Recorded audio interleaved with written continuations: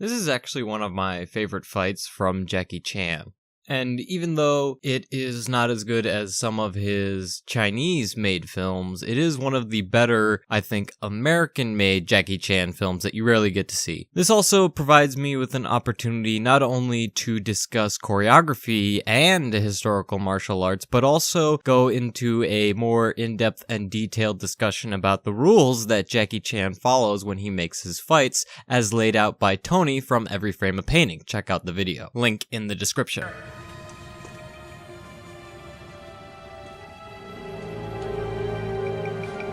Look out! Now, this initial attack by Littlefinger, I know the character's name is called Lord Rathbone, but I'm going to call him Littlefinger because why the fuck not? This initial attack is actually a really great move on his part because, one, he cannot guarantee that Roy might not get a lucky shot in with his sword, or that Roy will immediately die if he does hit him. But by kicking him out the window, he immediately removes Roy from the fight, which gets into the first rule that Jackie Chan's fights usually follow. The hero starts off with a disadvantage. Jackie Chan's disadvantages are actually twofold. One, he is now one person versus one guy versus the previous advantage he had in numbers when Roy was there. But now that Roy is taken out of the fight, it is a 1v1 fight rather than a 2v1. The second disadvantage he is at is actually a martial one. Now, Jackie Chan, both in real life and in this film, is an accomplished martial artist and warrior, essentially. He is an excellent kung fu fighter. However, Littlefinger is established as the greatest swordsman in London and possibly England, and Jackie is about to engage him in a sword fight. Now, kung fu does incorporate weapons-based martial arts as well, with their spears, staves, and multiple different types of swords. However, the weapon he is using is a rapier, a weapon which his character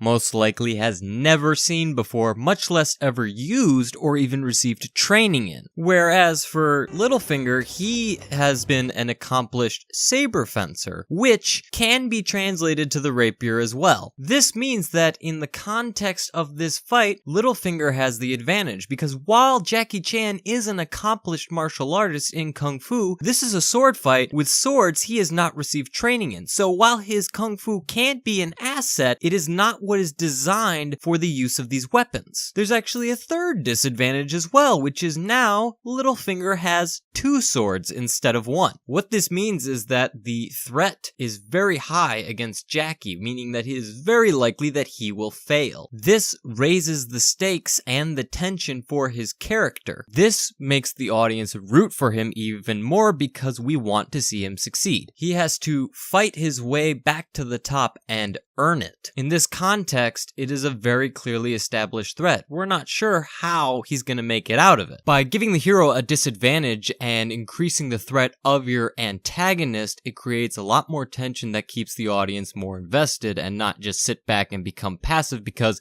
they know that the hero is easily going to kick the antagonist's ass.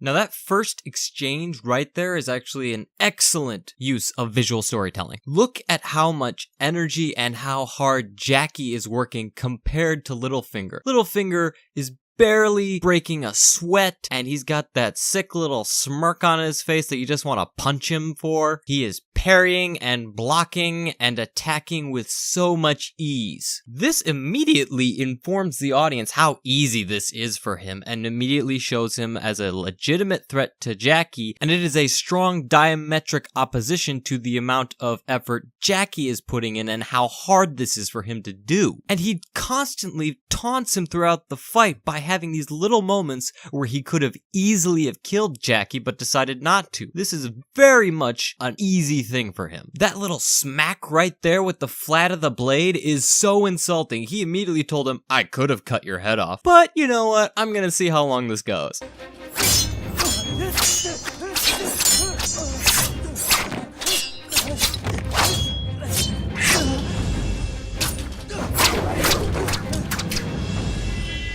This second exchange actually highlights Jackie's second rule, which is use anything around you and get creative. Now here it is not as prominent as it is in some of his other fights, even in this film, but it is a good use of a term called bricolage. Bricolage simply means props or pieces of the set used by the actors or actresses and general stage business. Here it's simply him trying to gain height over his opponent by jumping on the railing, which in and of itself is an amazing athletic feat to watch. But what this actually does is it grounds the fight and makes it feel organic in this environment because the environment is being used to certain advantages and disadvantages. It makes it feel like it is happening in a real place and in this specific place rather than it simply happening anywhere else. It grounds the fight in this environment and does not easily allow it to translate to a different environment, making it that much more believable and in the moment. Here we actually have a good example of narrative pacing. They don't want to overload the audience with this complete barrage of amazing martial arts feats, so they cut to Owen Wilson, or Roy, hanging off the clock. Now, while you may criticize his acting or his jokes in there, it is a good editing technique to help the audience readjust and take in what they have just witnessed and prepare for the next sequence rather than being overwhelmed by one continuously long sequence.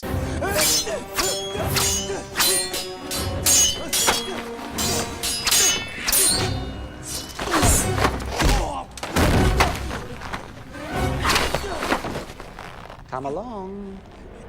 I'm waiting. Here we have this taunting, which fits very much with Littlefinger's character, both in this movie and in Game of Thrones, where he's actually Littlefinger. God, don't you just want to punch that guy in the face? But it's also an excellent example of clarity. Jackie's third rule. He doesn't hide his technique or anybody else's technique. It actually gets to show off the skill of the actors and the choreographers. They're not doing a lot of shaky cam. They're not doing a lot of quick cuts. They're not blocking everything. It's actually really, really great. Now, on a martial standpoint, I would normally criticize the overuse of cutting with rapiers. However, it fits within these characters' martial backgrounds. Littlefinger is a saber swordsman. Saber is primarily used for cutting. It does incorporate thrusts, but it makes a lot more sense that he would be more prone to cutting, even with a rapier, because he has that saber background. Same is kind of true for Jackie. His martial training probably involved a lot more cutting-based weapons and swords rather than primarily thrusting ones, because there were a lot more cutting-based swords in China in general. I will say, I don't like this moment of Hollywood bind that Littlefinger does, but it is so brief and Jackie actually takes advantage of it that I will let it slide. Back to the clarity though, you actually get to also see a lot of the action and reactions in the same shot rather than immediate cut. For instance, that instant where Littlefinger cuts the rope, you actually get to see the rope get cut while Jackie's hands are still there. And then it cuts to Jackie starting to fall and grip the rope even tighter. Again, good moment of editing, reestablishing the pacing, tension of that scene is released, and it's about to start building up again for the next fight sequence. You're terrible weather, you're perverted killers, you're spotted dick! This is an excellent shot right here that immediately establishes who's in control, who's the better fighter. Jackie is on his hands and knees, and Littlefinger is leaning against the ropes. He is totally relaxed, and Jackie is struggling.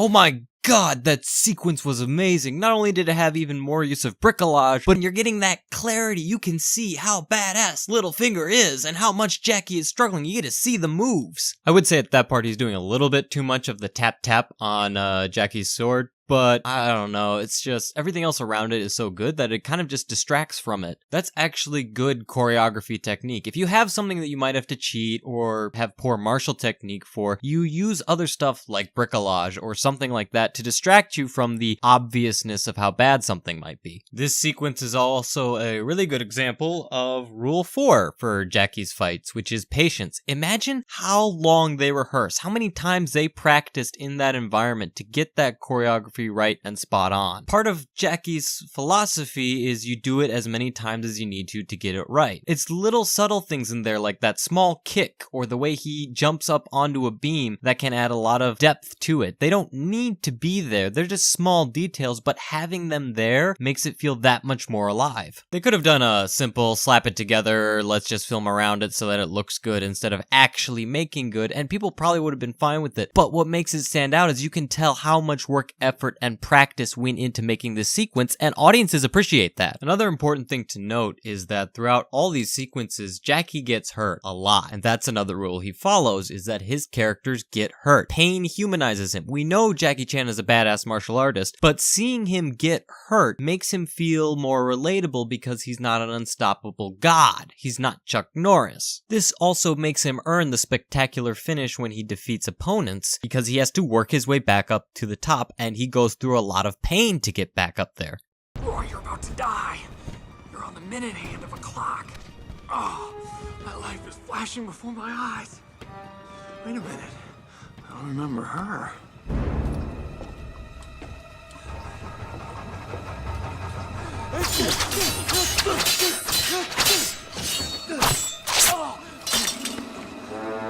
Now that sequence was really great because it does another one of his rules, which is show it twice. If we slow down the footage and look at it, we can actually see that Littlefinger's sword is already basically passed and already cut him in this shot, but they show it again in the second shot as well that they cut to. What this does is actually make the audience register it as one hit and provide a clearer picture for what actually happened. Also notice from a choreographic standpoint that these fighters are clearly in distance. This adds a level of believability in the sense that if they didn't block or parry or get out of the way, they would actually get hit by the swords. Audiences both on stage and in film can tell when you're out of distance unless you really cheat your angles. But that only really limits you to a certain amount of different angles you can show your fight at, which both on stage and film limits your ability of visual storytelling because you always have to have that handicap of never having the fighters actually in distance. But by having them in distance, you can film at any angle or position or stage at any position or angle to the audience you want without having to worry about them seeing a huge gap between the opponent's blade and their target's head or body or whatever, because they're in distance. You don't need to worry about hiding it. It doesn't exist. That distance in between them is not there. They are close enough to actually hit.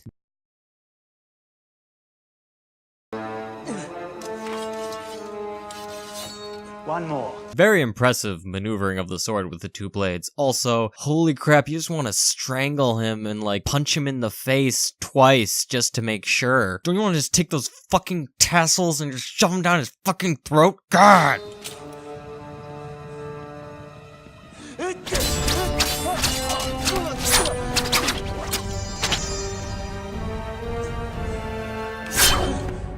This is actually an example of one of his last rules that Jackie follows in his fight, which is rhythm. Now, if you go back and watch the fight on your own without my commentary, you'll actually notice that there is a rhythm to the fight. And the thing is, you don't really notice the rhythm initially unless you're looking for it or unless it's not there. If you watch some of his older Chinese films where he does the same thing, it's a little more obvious and actually feels a bit more like Chinese opera. But as he developed his craft, it became less obvious, but it is still there, and it is something that is amazing. It's like composing music in your head, except in this case it's a fight. It's boom, ba-ba-boom, ba-ba-ba-ba-boom. And the composition for this film actually helps highlight that as well, with the beats and the drops in the music to help emphasize each hit. Since Jackie already put that rhythm in there, it's very easy for the composer to come in and lay on his own music to it. This is actually something I wish more martial arts based fights had, was this sense of rhythm that Jackie has mastered. And while it can be difficult to do even for some of his co-stars, it is not impossible.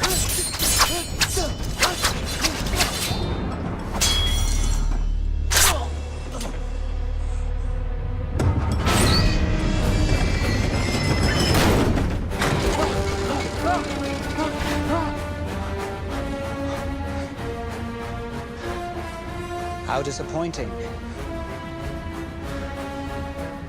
One more.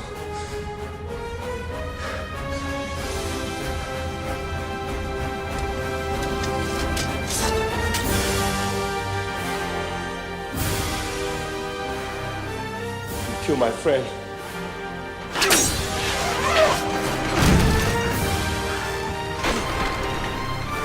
You killed my father!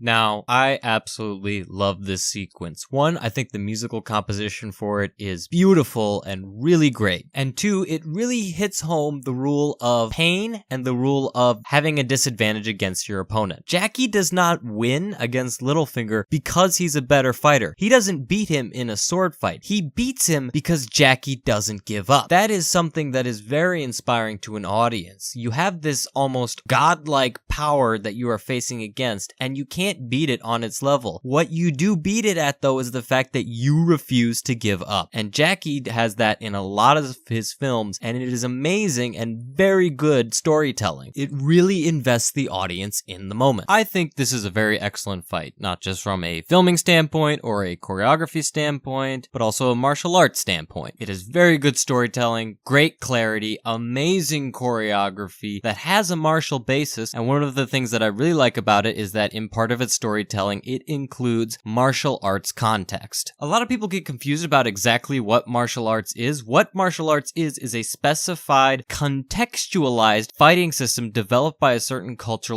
or society for that culture or society. The best way to think about it is to compare two different martial arts. So, for example, Taekwondo will not help you in a Krav Maga fight because Taekwondo doesn't have knives, doesn't have found object weapons.